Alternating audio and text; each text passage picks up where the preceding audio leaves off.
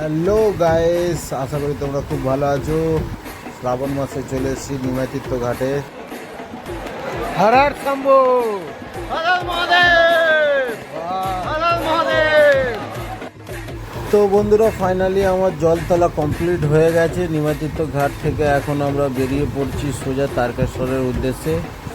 কেন সারা রাতের জার্নি থাকবে, যত তাড়াতাড়ি চেষ্টা করব পৌঁছে যাওয়ার জন্য। চলো তাহলে যাওয়া যাক। তো বন্ধুরা, আগের তুলনায় এখন ভিড়টা একটু কমই আছে, যেহেতু আজকে শুক্রবার। মোটামুটি ভক্ত অনেক কমই আছে, কিন্তু কোনো অসুবিধা নয়। সারা রাস্তা জুড়ে ভক্ত আর ভক্তই থাকবে। তো চলো। তো এখন আমি চলে এসেছি ডাকাত কালী মন্দিরে। তো এইখানে একটু রেস্ট নেবো, রেস্ট নেবার পর এখান থেকে তারপরে বেরোবো।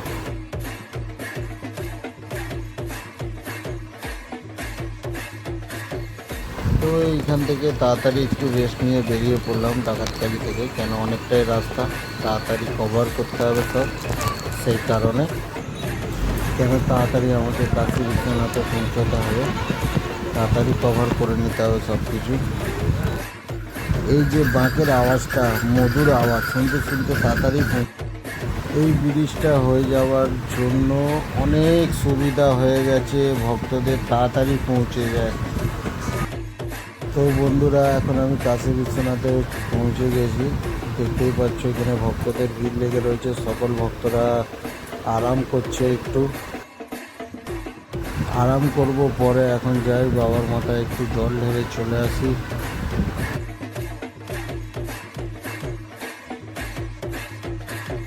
শেষমেশ যেটার জন্য অপেক্ষা করেছিলাম, দেখে মনটা পুরো শান্তি হয়ে গেল।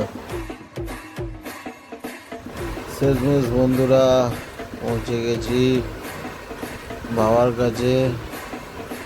তো চলো, আমরা তো বাবার সৈনিক, বাবার আদেশে আসতে পেরেছি। আমরা তো বাবার চালা ভক্ত, সব থেকে বড় ভক্ত দেখে নাও। বাবার ডাকে ঠিক বাবার কাছে সব সময় যখনই আসবে তখনই দেখতে পাবে। জয় বাবা তারকনাথ।